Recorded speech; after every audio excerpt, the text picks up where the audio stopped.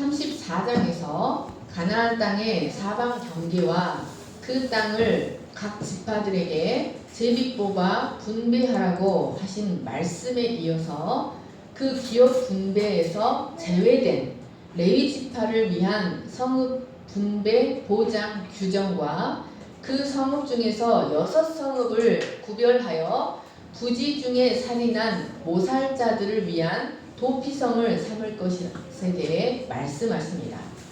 1절에서 3절 말씀을 보시기 바랍니다. 하나님은 출애굽 제40년 5월에 여리고 맞은편 이스라엘이 여리고 맞은편 요단 강가 모압 평지에 도착하자 약 8개월 동안 가나안에 들어갈 준비를 시키셨습니다. 26장의 제2차 인구조사, 가나안 땅의 상속법 제정, 가나안에서 지켜야 할 각종 제사와 절기 규례, 출애굽 여정의 회고와 격려, 가나안에 들어가자마자 해야 할 행동 지침, 가나안 땅의 사방 경계와 기업 분배 책임자 임명, 그리고 성막 봉사를 위해 부름받은 레위인들의 거주지에 대한 규례까지 모압 평지에서 이루어진 모든 사건과 규례들은 이스라엘의 가나안에 들어갈 준비와 그 땅에서 반드시 해야 할 일들에 대한 지시사항들이었습니다. 이렇게 준비가 모두 끝난 후 이스라엘은 출애굽 제41년 1월 10일에 요단강을 건너 드디어 가나안 땅에 들어설 수 있었습니다. 하나님은 이스라엘을 모압 평지에서 약 8개월간 머물게 하시며 친히 가나안에 들어갈 준비를 시키셨습니다. 여러분, 이스라엘이 준비한 것이 아닙니다. 이것은 영적 이스라엘인 성도들도 하나님의 뜻만을 좇아 살아가다 보면 우리에게 필요한 모든 준비를 하나님이 친히 시키신다는 사실을 알 수 있습니다. 여러분, 우리는 우리의 시간을 알지 못합니다. 하지만 하나님은 우리의 모든 것을 아시기 때문에 친히 우리를 위해 모든 것을 준비하시고 마지막 종착지인 하늘 가나안에 들어갈 준비까지 친히 시키시는 하나님이라는 사실을 기억하시기를 간절히 축원합니다. 1절에서 3절 말씀을 보십시오. 지금까지 일반 지파들의 기업 분배에 대해서 말씀하신 하나님은 이제 그 분배에서 제외된 레위인들의 거주지에 대해서 말씀하십니다. 여러분, 1절 말씀을 보십시오. 1절 말씀은 앞으로 주어지는 레위인의 거주지에 대한 규례가 이스라엘의 절대 권위자이신 하나님으로부터 주어지는 권유나 부탁이 아니라 엄중한 명령의 말씀이라는 것을 보여줍니다. 레위 지파는 이스라엘을 위한 영적 리더들로 특별히 구별된 자들이었습니다. 그래서 그들에게 율법을 가르치고 또 그들을 대신하여 성막에서 봉사하는 중대한 사명을 받은 자들이었습니다. 이스라엘은 바로 이 레위 지파의 사역 때문에 하나님과의 언약 관계를 유지하고 선민으로서의 특권을 누릴 수가 있었습니다. 그런데 하나님은 레위 지파로 하여금 오직 그 일에만 전념하도록 하기 위해서 생계 유지에 필요한 기업을 주시지는 않으셨습니다. 그래서 이런 레위 지파를 위해 이제 각 지파들이 받은 기업 중에서 48개의 성읍과 그 주위에 초장을 주어야 한다고 말씀하십니다. 1절에서 8절 사이에는 주게 하라 라는 단어 나탄이 9번이나 나옵니다. 이것은 이스라엘 12지파가 레위인들에게 거할 성읍과 들을 반드시 주어야 한다는 의미였습니다. 만약 이스라엘이 하나님의 명령에 순종하지 않아 레위인들에게 성읍과 들을 주지 않는다면 그들은 거주지를 마련할 수가 없었습니다. 그러나 그것은 단지 레위인들이 거주지를 얻지 못하는 것이 문제만이 아니었습니다. 그것은 곧 이스라엘이 자신들을 향한 하나님의 축복과 거룩한 뜻을 거스르는 것이 되어버렸습니다.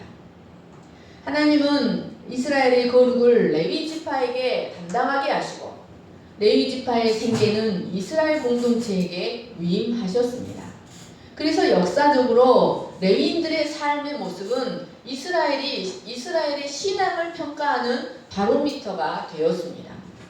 만약 레위인들이 안정된 거처에서 말씀을 연구하며 백성들을 잘 가르치고 이스라엘을 위한 종교적인 업무를 잘 수행하는 시대라면 그 시대는 하나님께 순종하고 있다는 것을 의미했습니다. 그리고 그 세대에는 하나님의 축복이 실현되었습니다. 그러나 레위인들이 거주지를 찾지 못하고 생계의 문제로 고통당하게 된다면 그 세대는 하나님께 불순종하는 세대라는 것을 의미했습니다. 그래서 레위인들이 거주지를 찾지 못하고 곳곳으로 방황하던 사사시대는 백성들의 신앙이 아주 저급했고 타락한 시대였다는 것을 보여줍니다. 3절 말씀을 보십시오. 하나님은 성읍은 그들의 거처가 되게 하고 초장은 그들의 재산인 가축과 짐승들을 사육하는 목초지가 되게 하라고 말씀하십니다. 여러분, 이 말씀이 무슨 뜻일까요? 여러분, 이 말씀은 하나님은 레위인들에게 생계를 위해 필요한 전지, 경작지는 전혀 주시지 않았다는 것을 의미합니다.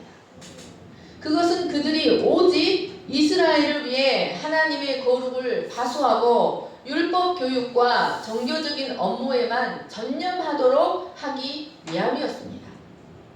여러분, 만약 레위인들이 생계를 위한 노동도 해야 하고 이스라엘을 위한 종교적인 업무도 감당해야 했다면 그들은 정상적인 삶을 살 수 없었을 것입니다.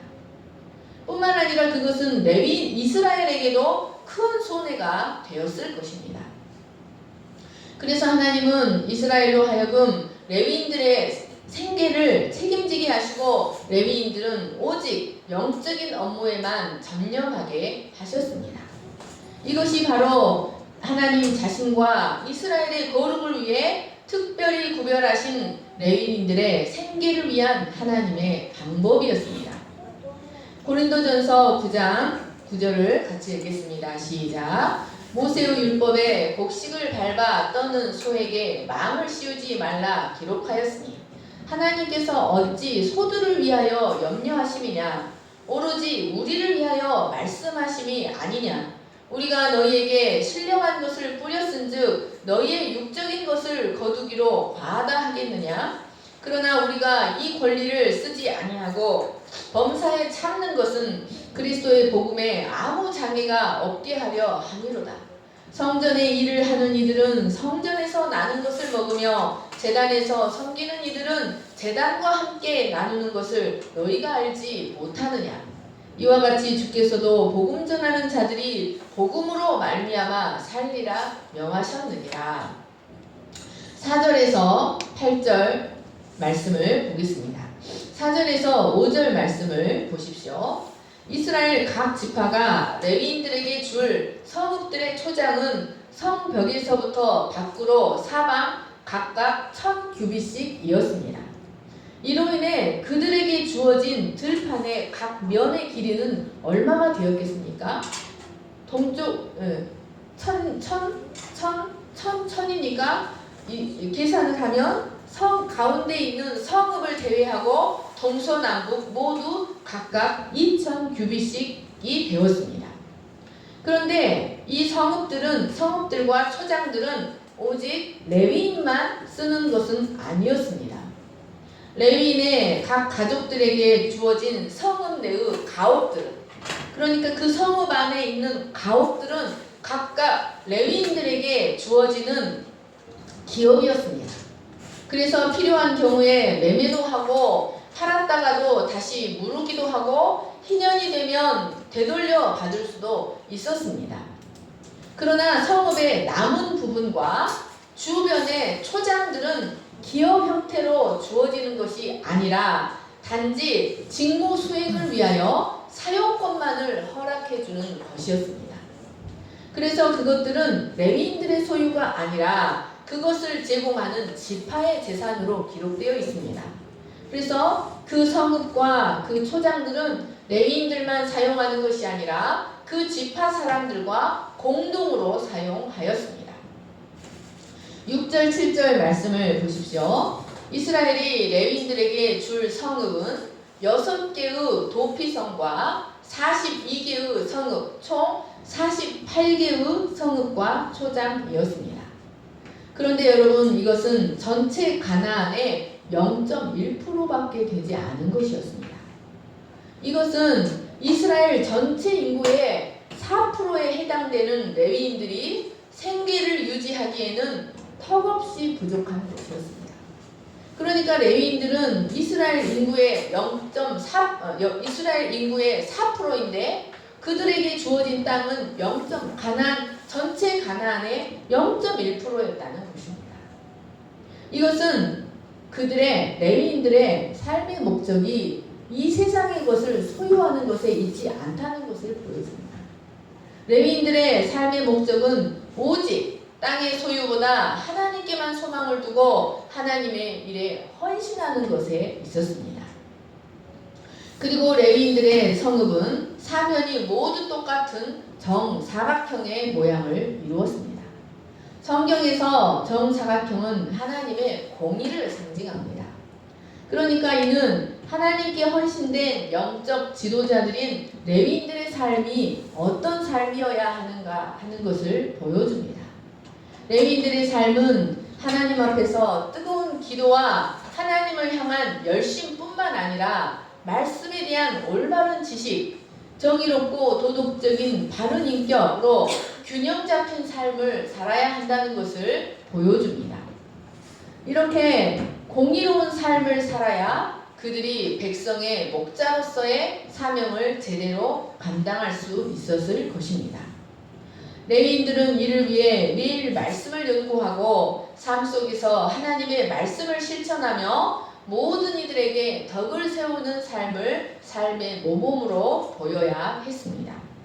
디모데전서 3장 2절 같이 읽겠습니다. 시작. 그러므로 감독은 책망할 것이 없으며 한 아내의 남편이 되며 절제하며 신중하며 단정하며 나그네를 대접하며 가르치기를 잘하며 술을 즐기지 아니하며 구타하지 아니하며 오직 관용하며 다투지 아니하며 돈을 사랑하지 아니하며 자기 집을 잘 다스려 자녀들로 모든 공손함으로 복종하게 하는 자라야 할지며. 자, 8절 말씀을 보십시오.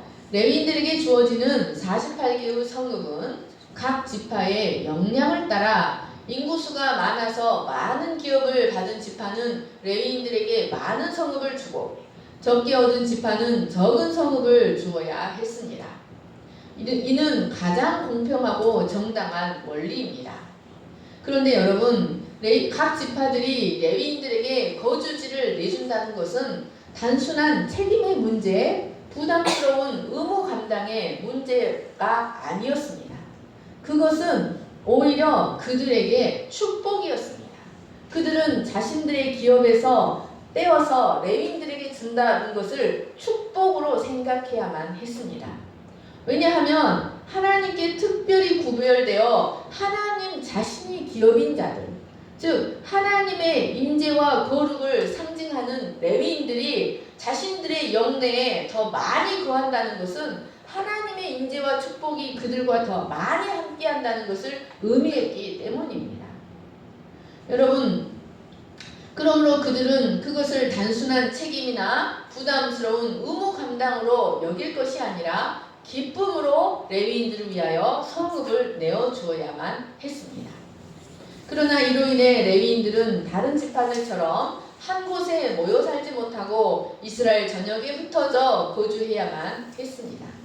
이것은 1차적으로는 야곱 중에서 나누이며 이스라엘 중에서 흩으리로다 라고 했던 레위에 대한 야곱의 저주성 예언이 그대로 성취된 것이었습니다. 하지만 하나님은 레위 지파의 진실된 회개와 헌신을 받으시고 그 저주의 흩어짐을 당신의 거룩한 뜻을 이루시는 축복이 흩어짐으로 바꾸셨습니다.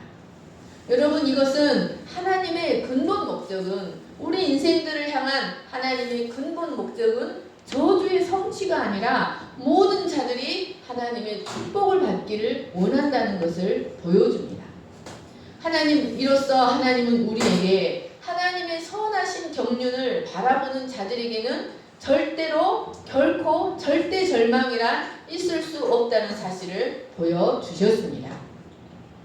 하나님은 광야 시대에는 성막 주변에 살며 하나님의 거룩을 파수하고 이스라엘을 그 거룩의 위험으로부터 이스라엘을 보호하게 하셨던 레위인들을 이제 가나안 시대에는 이스라엘 전역으로 흩어지게 하셔서 백성들의 신앙을 책임지는 삶을 살아가게 하셨습니다.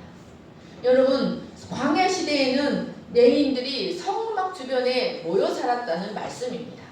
그러나 가나안 시대가 되면 그 레위인들을 이스라엘 전역에 하나님이 흩으셨다는 말씀입니다.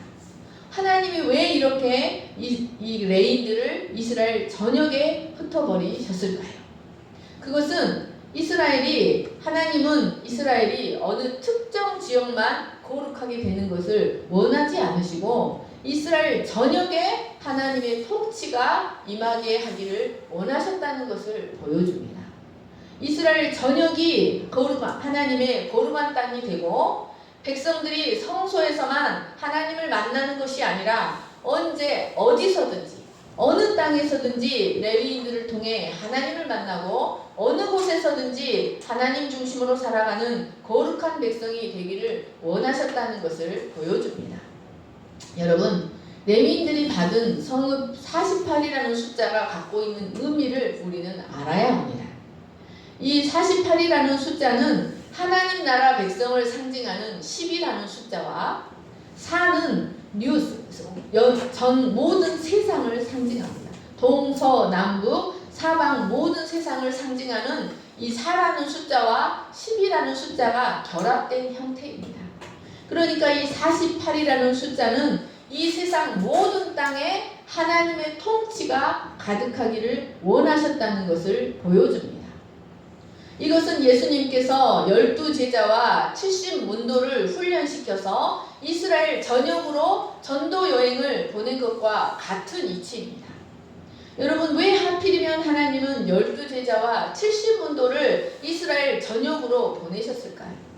그것은 이 70이라는 숫자도 70민족, 창세기에 나타난 70민족은 세계 열방을 상징하는 숫자입니다. 그러니까 하나님은 제자들의 복음 전파를 통해서 온 세상에 하나님의 통치가 실현되기를 원하셨던 것이었습니다. 그러니까 당시 1개월 이상 된 레위인 남자의 수가 23,000명이었으므로 48개의 성읍마다 약 500명 정도의 레위인들이 거주했을 것입니다. 여러분, 이스라엘의 개수의 숫자와 레위인들의 개수의 숫자가 전혀 다르다는 것을 아셔야 합니다. 이스라엘은 20세 이상으로 20세 이상, 60세 이하들의 남자를 계수합니다. 그러나 레위인들은 1개월 이상부터 모두 계수합니다. 죽을 때까지. 그러니까 꼬부랑 할아버지까지 모두 계수하는 거예요. 이것은 하나님의 백성으로 거듭난 모든 자들이 믿음이 어리든 늙어서 꼬부랑 할머니 곧 죽기 전까지 되든 모두 소중하다는 것을 가르쳐주고 있습니다. 하나님은 또 이 48개의 성읍 중에 6개의 성읍은 부지 중에 살인한 자들의 생명을 보호하는 도피성으로 사용하게 하셨습니다. 이로써 레위인들은 무고한 자들의 생명을 보호하고 이스라엘 땅에 억울한 피 흘림의 악순환을 방지하는 이스라엘의 생명보존 기관의 역할을 하였습니다. 그리고 하나님의 공의와 자비의 통치의 대행자들로서의 기능을 감당했습니다. 이것을 볼 때 레위인들은 그의 삶의 터전과 그들의 삶 자체가 아침부터 저녁까지 24시간 그들의 삶 전체가 철저히 하나님께 바쳐진 삶이요, 철저히 영적이며 공적인 삶이었다는 것을 보여줍니다. 그러니까 레위인들은 하나님의 축복의 통치가 이스라엘 전역에 실현되게 하는 하나님의 축복의 통로들이었습니다. 여러분, 이것이 무엇을 가리킨다고 보여지십니까?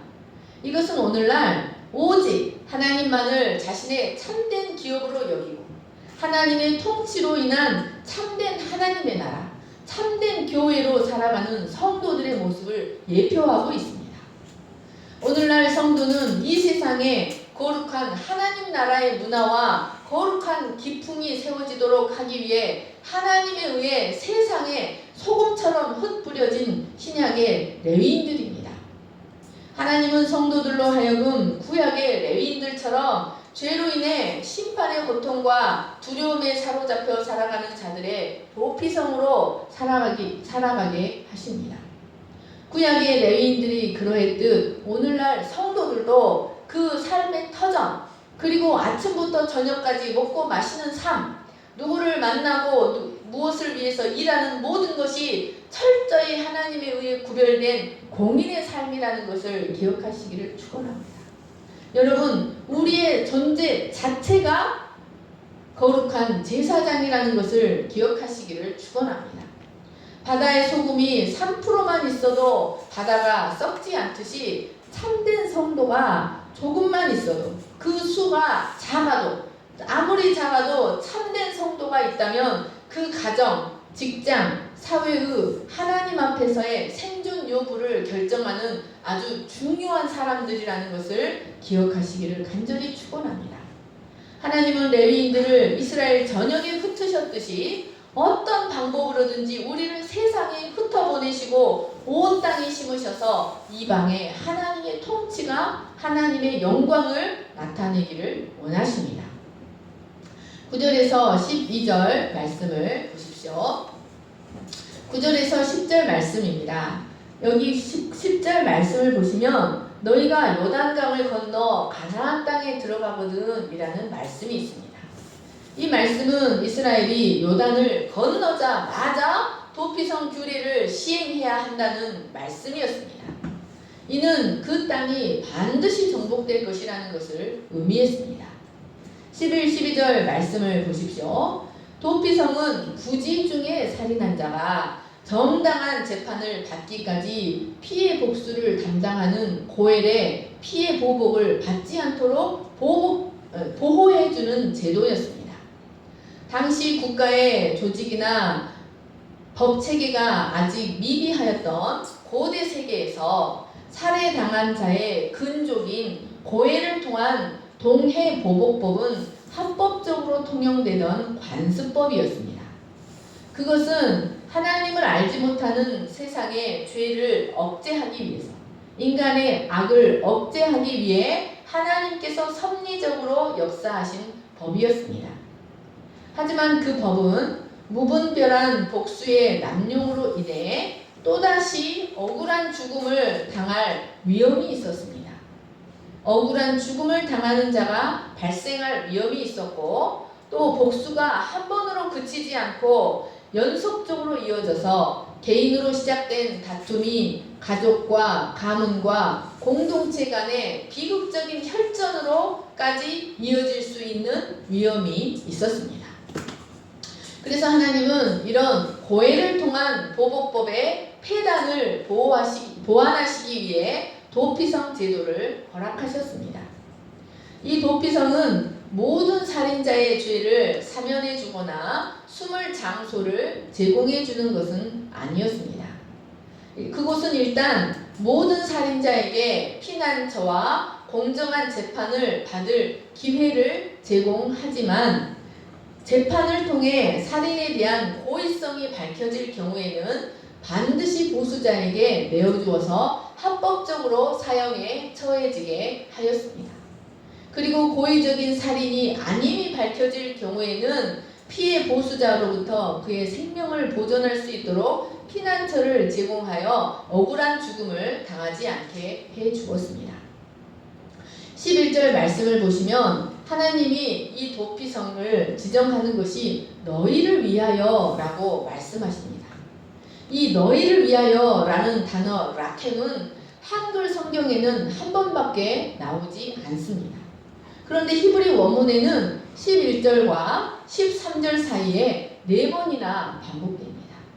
그러니까 이 도피성 제도는 하나님을 위한 것도 아니고 부지 중에 살인한 자들만을 위한 것도 아니고 이스라엘 모든 백성을 위한 것이라는 말씀입니다.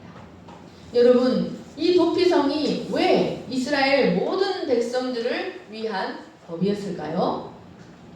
여러분, 이 말씀은 첫째로 누구를 막론하고 부지 중에 살인하는 살인자가 될 수 있다는 것을 가르쳐 줍니다.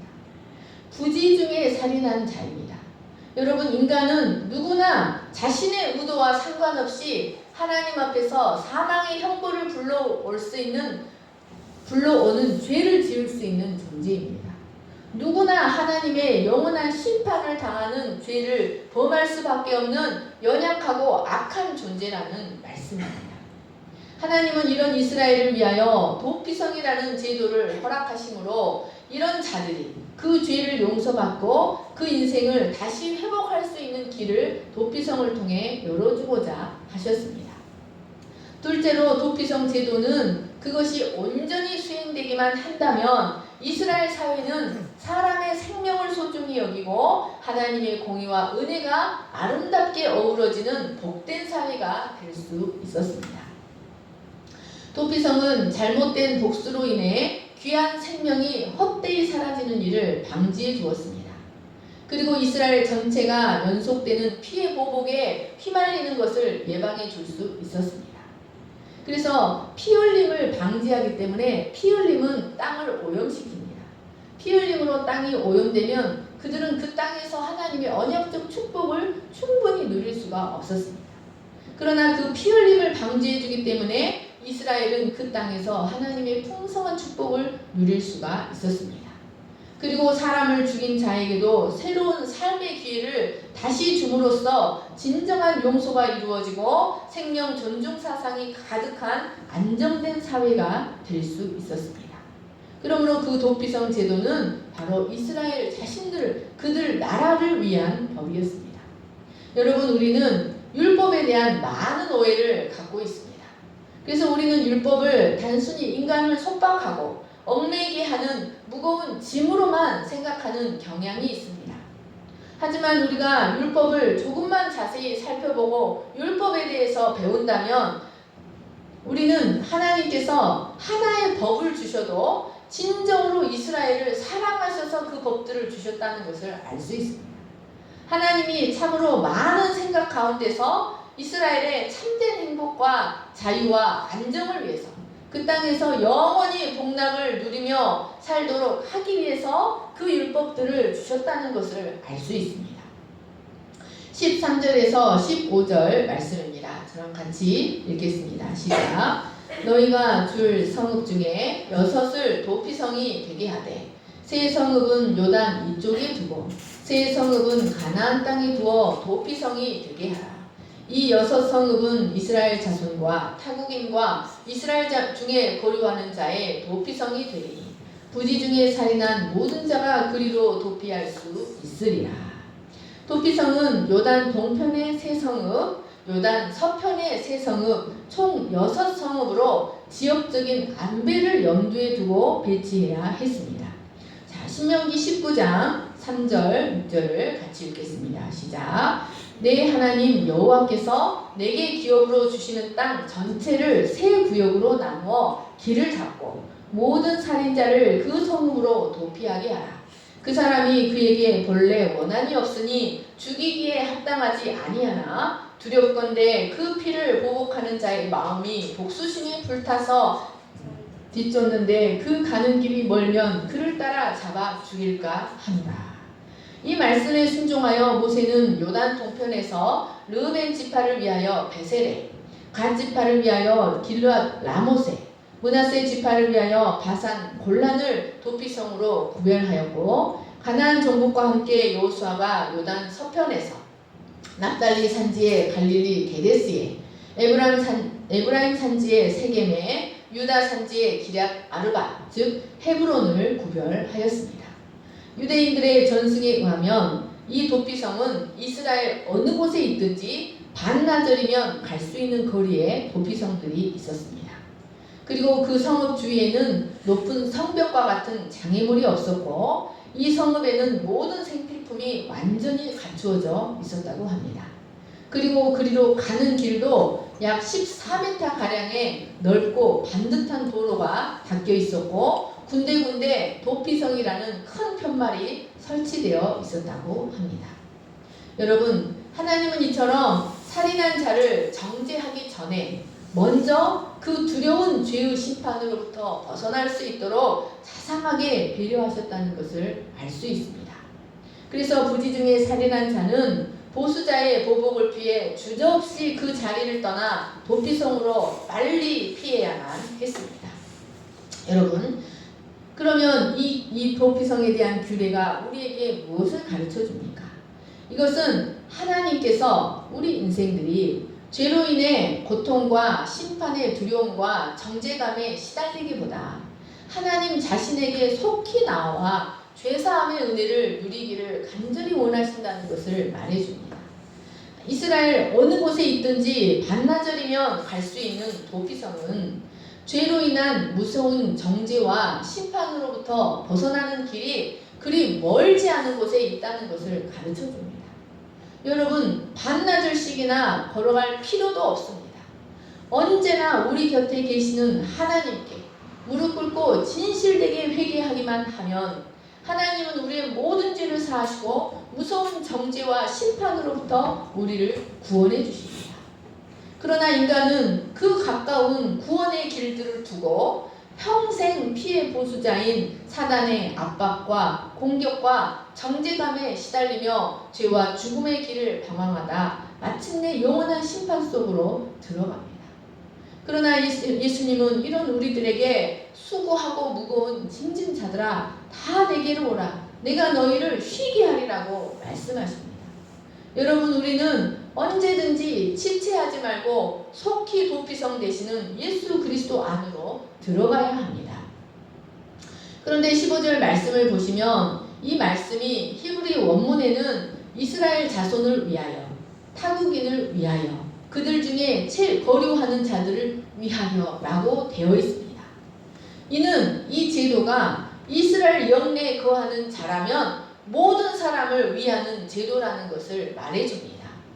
그러니까 이 도피성은 순수 이스라엘 혈통을 가진 자들만 위한 것이 아니었습니다.